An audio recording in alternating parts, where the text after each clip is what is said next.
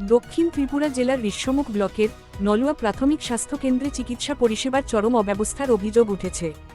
নির্ধারিত ডিউটিতে চিকিৎসক, নার্স ও ফার্মাসিস্টের অনুপস্থিতির কারণে সাধারণ রোগীদের চরম দুর্ভোগের শিকার হতে হচ্ছে বলে অভিযোগ স্থানীয়দের। স্থানীয় সূত্রে জানা যায়, স্বাস্থ্যকেন্দ্রে মাত্র 2 জন চিকিৎসক কর্মরত রয়েছেন। রোগীর সংখ্যা তুলনামূলক বেশি হওয়ায় এই সীমিত জনবল দিয়ে নিয়মিত চিকিৎসা পরিষেবা বজায় রাখা কঠিন হয়ে পড়েছে।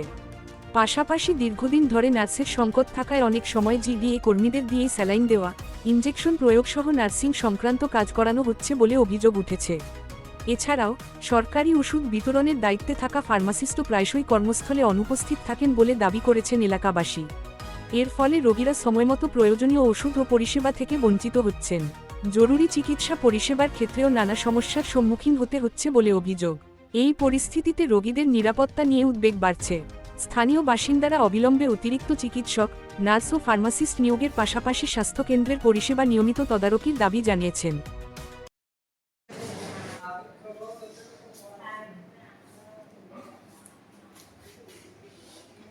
আপনি কিসের দায়িত্বে আছেন? হ্যাঁ, আপনি কি দায়িত্বে আছেন? এটা আমরা নিউজ চ্যানেল থেকে আইছি, আমরা তো ফুটেজ লইতে জিজ্ঞাসা করতে হবে আপনি কি দায়িত্বে আছেন? আপনি কি দায়িত্বে আছেন?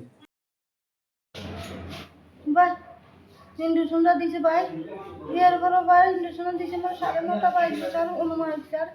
এরপরে স্যার আমার মারে ডাক দিছি, মা ঘুমাইছিল আর এক বেরিটা ডাক দিয়েছি, মামার কাছে এসে স্যার আমার টাকা দিয়ে সাবি দিচ্ছে স্যার, আমার কাপানি দিচ্ছে স্যার।